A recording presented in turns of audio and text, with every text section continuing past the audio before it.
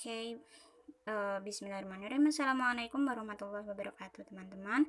Selamat pagi semua. Semoga semua dalam keadaan sehat dan selalu dalam lindungan Allah. Ya, jadi tetap semangat teman-teman. Oke. Nah, jadi kali ini pada kesempatan ini saya Anggi Prastiwi Kumalasari dengan NIM KAM 3188008 izin presentasikan peran poliploidi pada jaringan dan organ reproduksi pers vitata. Oke, jadi pokok pembahasan yang akan kita bahas yang pertama adalah poliploidi secara umum, kemudian yang kedua adalah peran poliploidi, kemudian yang terakhir adalah daftar pustaka.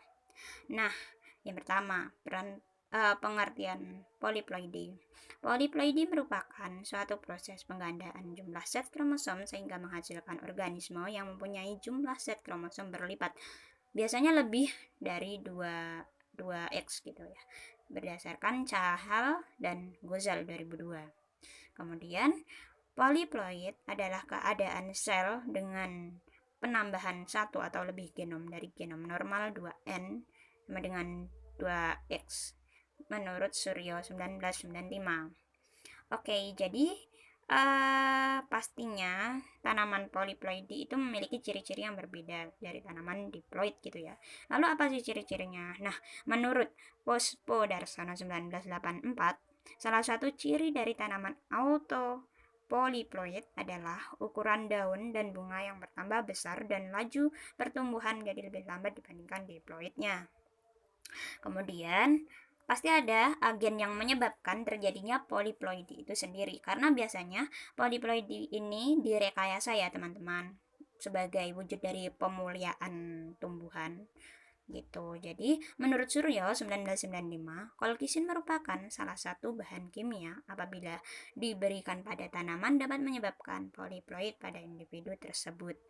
Nah, kemudian kolkisin merupakan suatu alkaloid yang berasal dari umbi dan biji tanaman Autumn crocus yang termasuk dalam famili Liliaceae gitu. Itu berdasarkan Suryo 1995 dalam Cahal dan Gozal 2002. Kemudian, poliploidi itu sendiri dapat diperoleh melalui pemberian kolkisin. Jadi lebih seringnya memang adanya poliploidisasi ini memang direkayasa dengan penambahan kolkisin gitu teman-teman. Nah, peran poliploidi secara umum pada tumbuhan. Yang pertama, pemuliaan poliploidi dapat memperbaiki sifat tanaman dan menambah kejaguran. Tanaman poliploidi mempunyai penampilan morfologi yang meliputi daun, bunga, batang, umbi, lebih jagur atau vigor dibandingkan tanaman diploid. Kemudian yang kedua, manipulasi poliploidi dilakukan untuk mendapatkan jenis yang mempunyai lebih dari 2 set kromosom atau 2N berdasarkan pertimbangan pemuliaan terhadap flora dan fauna untuk memperbaiki mutu yang lebih baik dari jenis atau organisme sebelumnya. Individu normal di alam pada umumnya memiliki 2 set kromosom yang biasa kita sebut diploid menurut Adi Sumarmo 1988.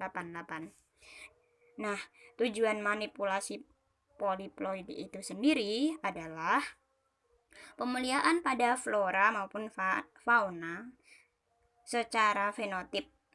Nah, jadi yang diperbaiki adalah fenotipnya itu menurut Sistina 2000 tahun 2000. Nah, kemudian tanaman poliploid seringkali menunjukkan keunggulan sifat dibandingkan diploidnya. Makanya itu dia digolongkan salah satu cara untuk pemuliaan tanaman seperti itu.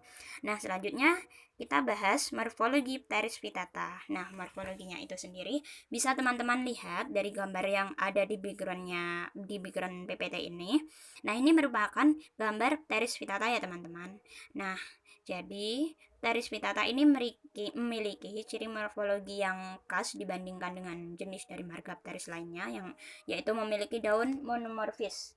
Nah, daun monomorfis. Nah, gimana sih daun monomorfis? Daun monomorfis itu merupakan itu memiliki anak daun menyirip tunggal. Nah, jadi terdapat anak daun menyirip tunggal ya teman-teman. Kemudian tepi anak daun rata dengan tangkai yang pendek seolah-olah melekat pada batang. Nah, jadi ini kita lihat hampir tidak terlihat adanya tangkai seperti itu ya teman-teman. Tangkainya sangat pendek, kemudian tepinya rata, kemudian bertulangan daunnya dikotom. Nah, seharus itu spora itu biasanya tumbuh, biasanya terletak di sepinggiran anak daun, namun pada gambar ini belum kita temukan adanya spora ya. Kemudian, fakta tentang Pteris vittata yang diteliti. Jadi pada jurnal ini, Pteris vittata yang akan diteliti itu terdiri dari 37 spesies di Herbarium Bokorians dan Herbarium Medanens. Nah, 37 spesies ini terdiri dari 35 individu yang memiliki jumlah kromosom tetraploid dan 2 individu yang memiliki jumlah kromosom pentaploid. Itu menurut Sri Vastava et al. 2007. Nah, kemudian jumlah kromosom dasar dari Pteris vittata itu sendiri adalah 29 kromosom. Kemudian peran yang kita akan bahas yang intinya yaitu peran poliploidi pada kromosom Pteris vittata.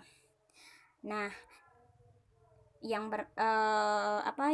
paling utama itu adalah perbedaan jumlah kromosom ya teman-teman. Nah, bisa kita lihat bahwa tetraploid itu jumlah kromosomnya tentu berbeda dengan pentaploid yang seperti sudah kita pelajari di genetika.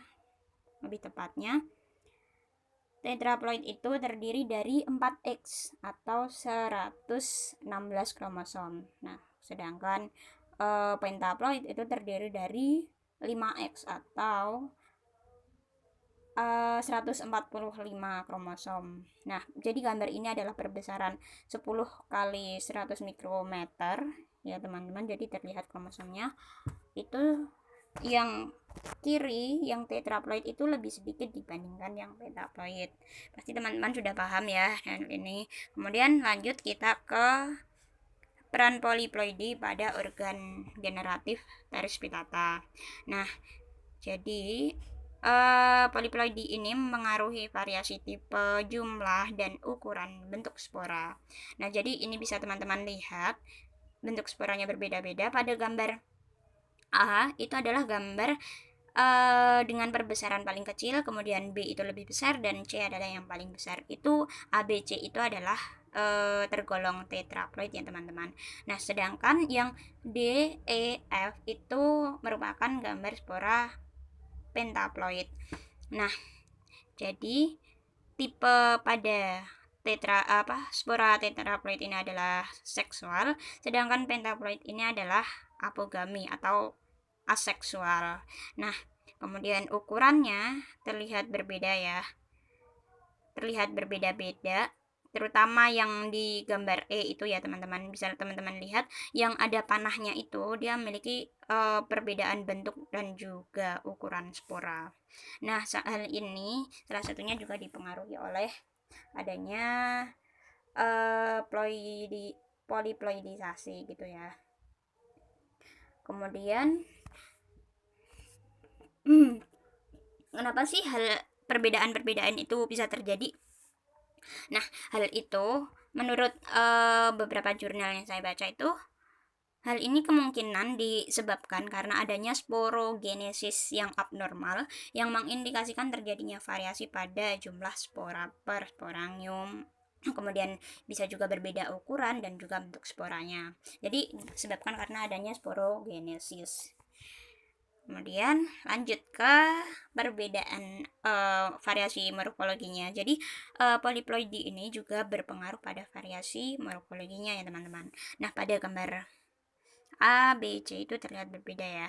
Pada gambar A itu adalah tetraploid, kemudian B itu pentaploid. Mohon maaf, itu gambar tulisannya agak kurang kegeser ya. Jadi yang A dan C itu tetraploid, kemudian yang B dan D itu adalah pentaploid. Nah, pada tetraploid kita bisa lihat daunnya ini memiliki apikal yang panjang. Daun pada ujungnya ini berukuran panjang, sedangkan pada daun yang anak daun yang ini berukuran pendek ya teman-teman. Nah, sedangkan pada yang B, gambar B, ini adalah pentaploid. Ini memiliki daun yang lebih panjang, berukuran panjang, tetapi anak daunnya ini apa namanya? Lebar, maksud saya lebar daunnya berbeda gitu loh. Maksudnya berbanding terbalik. Yang A itu memiliki panjang yang pendek, tetapi dengan ukuran lebar daun yang sempit pula. Sedangkan yang B itu pentaploid dengan ukuran daun yang panjang dan lebar daun yang lebih lebar ya dibandingkan yang tetraploid. Nah, ini bisa kita lihat segmen apikalnya terdapat perbedaan-perbedaannya teman-teman. E, F, G, H. Nah, ini adalah pada tetraploid, kemudian F dan G itu adalah pada pentaploid seperti itu. Nah, kemudian selanjutnya peran poliploidi pada jaringan epidermis. Nah, jadi poliploidi ini juga mempengaruhi jaringan pada pteris vittata.